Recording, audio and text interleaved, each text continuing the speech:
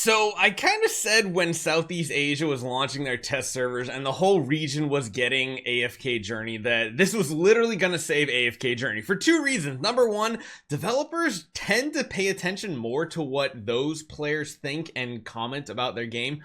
And number two, it was going to be a huge influx of revenue coming to the game. And my goodness, was it a giant amount? Literally what? More than 15 timesing last July's revenue from $5 million up to this new number, which is insane, beating out games like Honkai, Zenless Zero, Genshin Impact, the ones that have just always been at the very tippity top of the charts, which is just pretty insane considering we go from 5 million to this crazy high value. Now remember, this is still the honeymoon. I mean, it's been 1 month. 1 month. August was when it launched in Southeast Asia. Granted, it seems like globally more people spent this month than they have previously, and that probably has to do with heroes like Lily May being so influential in the game, even Mikola being one that just people have been wanting for a very long time.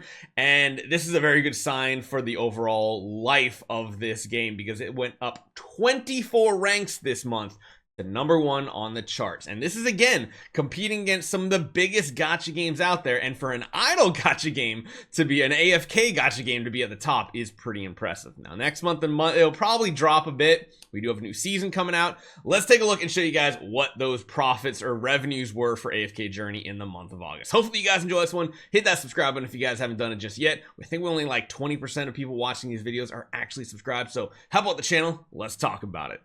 So this giant list over here that you can't read anything on is the list that people on the gacha gaming community on the subreddit loves to put together every month. This thing is insane. It goes all the way down to some of the lesser popular ones that are still out there, like the One Punch Man world making 45,000 bucks, all the way to the tippy top that has some of the best games out there according to people. We got Withering Waves, we got Arc Knights, which is still insane how good Arc Knights is doing. We got Zenless Zone Zero, newer game out there, dropping huge in revenue this past month. Genshin being the steady, insane juggernaut that it is. Same with Honkai, and then at the very tippy top, we'll zoom in just a little bit more. AFK Journey. This is region everywhere. This includes global, Southeast Asia, China, everywhere. Went from $5 million of revenue to $71.8 million. And remember, this is only mobile purchases.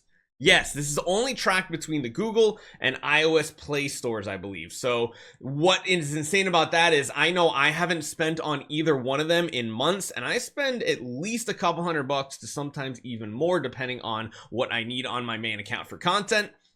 And I know a lot of whales continue to spend as well. And we mostly do that on the Pluto Mall, which does not get counted on purchases here, which means their profits or their revenue is probably over 100 million this past month. Like, to be honest, this is absolutely insane. So to go from 24 ranks up, like nobody does that. One Piece went from like, 11 ranks up. New game making 8 is pretty good. 18 up with One Piece Treasure, 14, 14, 15, 17. Even ones way down the bottom not making a ton, they go up 20 spots. 24 ranks, and not even to put you in the top 10, to put you at the very top of the list. Now there's also another one here that you guys can see here. It's the Chinese, or not Chinese, the Southeast Asia broken out separately, it looks like. So they did 46.8 of the 71.8, so 40. I mean, that means 35 still came from other regions, which, I mean, I don't know why it's not listed here then. I need to look through that chart again. Hold on, wait a minute. That one just doesn't seem to be making sense right there. How is that revenue adding up? I need to see what's going on. Let me take a look at this one again. Let's blow this one up because this is the one I think where, yeah, it's broken out separately here. If that was the case, like, are we getting like a bunch of different regions with smaller, maybe this like literally like counts all different countries and stuff. I mean, you got the 25 here for, it looks like they ranked it globally, but again, new at the top, 26 ranks up here. I don't think I saw AFK Journey anywhere else on the broken out list, and I don't think it is. I think they just broke it down.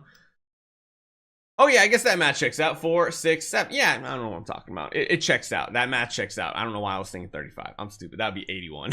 But either way, you go from 5 million to 25 million globally. That's just on the regular servers.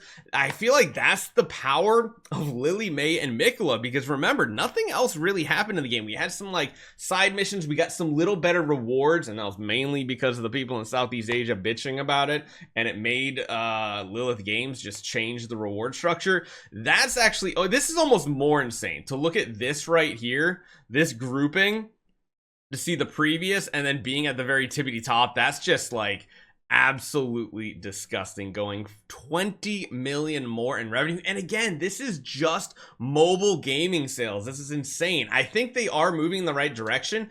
It kind of sucks that they lost a lot of their player base globally in the first month. But the other thing I want to talk about too is, like, if we take a look at this one again and we look at the profit, 71, when this launched globally, I think it only made like 40, somewhere in that ballpark, maybe not even. Let me see if I actually have that old information here. If I go over to here and take a look, I'm pretty sure it only made 19, like 20 million. Wow. So even if we just break it out and we talk about the other image here, like it's made more than double of what it made globally. And you got to remember, globally, this had so much advertising. It was absolutely insane. And what this means is, I think we're in the right direction for the game, because again, even though this one is a little, I mean, yeah, this is 100% honeymoon phase.